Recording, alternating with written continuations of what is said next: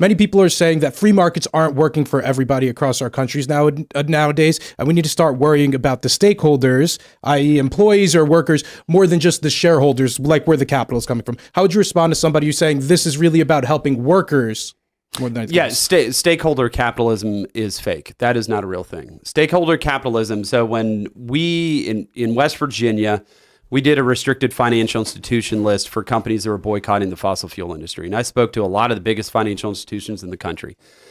And at the end of the day, a publicly traded company, their job is to maximize shareholder value, right?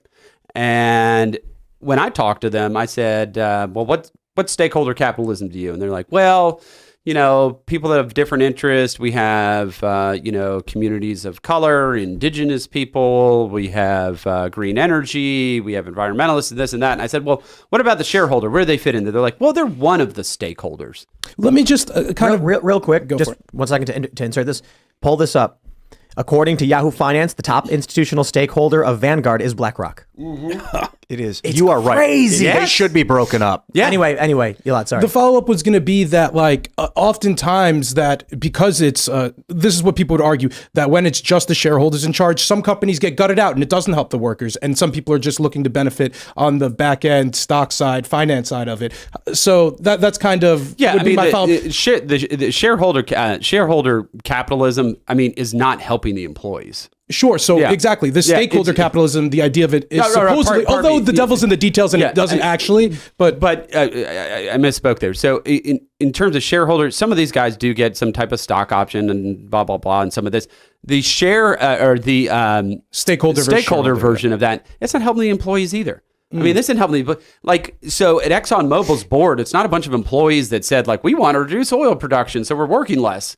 No, this was pushed by BlackRock and then Engine One, which was a former employee of BlackRock who started their own company and were able to get onto that board to help facilitate bringing these leftists onto the board to try to destroy ExxonMobil from the inside out. All this does is essentially redefine, and this is where it gets slippery, and this is by design, what risk is. Right? What risk is. How do you define risk? Well, they define risk by not being diverse enough. They define risk by global climate change. What they need to define risk is by the very simple definitions, what are called pecuniary factors of material financial risk and return.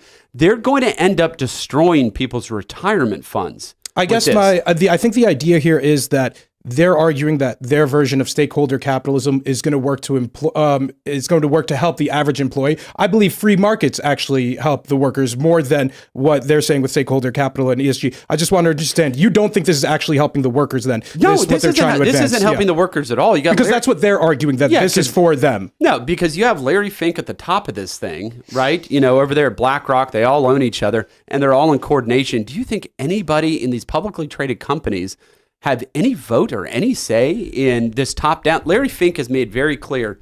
He was, of course, at the World Economic Forum just recently, talking to Aaron Sorkin and saying, we are going to force behaviors.